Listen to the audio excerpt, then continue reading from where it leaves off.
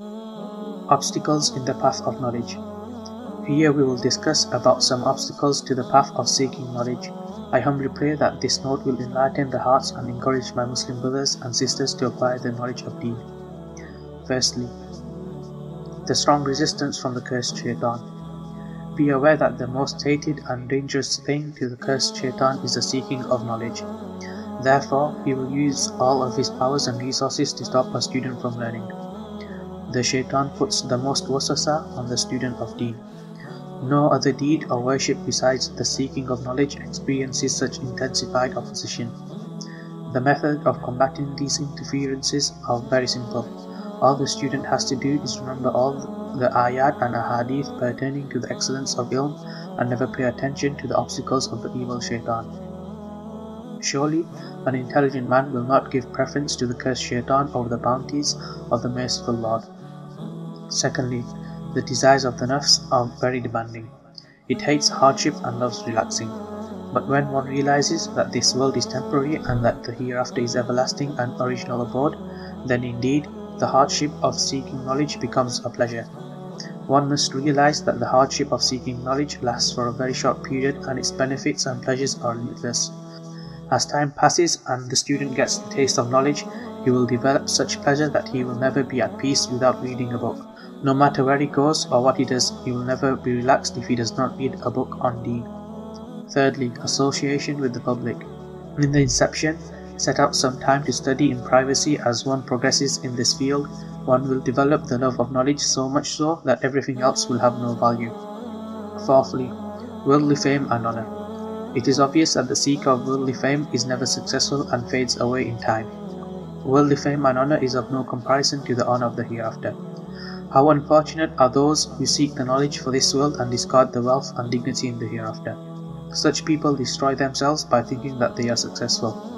On the contrary, those who give preference to ilm-e-deen over worldly fame, the merciful Lord certainly blesses them with honor and integrity in both the worlds. Fifthly, the greed of wealth. It is obvious that the perishable wealth of this mundane world cannot be compared to the wealth of knowledge. When a man dies, his wealth does not accompany him to the grave, but the knowledge accompanies him to the grave and always assists him until he enters Jannah. Worldly wealth decreases when it is spent, but knowledge increases when it is imparted. The wealthy have to protect their wealth, whilst knowledge protects the alim. Furthermore, Allah does not leave one destitute if one gives preference to the seeking of knowledge over business and trade. Imam Ghazali radiallahu ta'ala anhu records in his Ihya ul-Ulum, one who develops understanding in Deen, Allah Almighty protects him from depression and provides sustenance from him from places he cannot imagine of. Sixthly, the destruction of wealth. Man gets very worried and depressed when he thinks of his undetermined lifespan and shortage of time. Hence, he wrongfully deduces that knowledge is an ocean and one's entire lifespan is too little to achieve it. This is absolute ignorance. No soul can reach the ultimate peak of perfection in knowledge in one's lifetime. So much so that Allah subhanahu wa ta'ala commands His beloved Rasul sallallahu alaihi wasallam, وَقُلْ رَبِّ زِدْنِي عِلْمًا. O beloved Rasul sallallahu alaihi wasallam, say, O my Lord, increase my knowledge. Taking all this into account, there is still no seeker of knowledge that is deprived of honor and excellence. A sincere student of ilm-e-deen will not experience embarrassment and failure. All the branches of ilm-e-deen are certainly profitable no matter how little is acquired.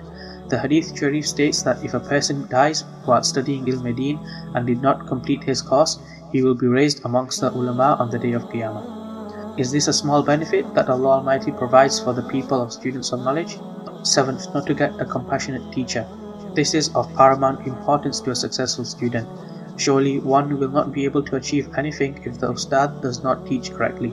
Nowadays, there are very few sincere teachers of Deen that are dedicated to their students, and this has greatly contributed to the dwindling numbers of good students. The eighth obstruction is the most difficult one, and this refers to obtaining just enough to carry on with one's daily needs. Always remember that extra is always extra. The greed for extra is generally found in every human. This greed for extra has destroyed many people.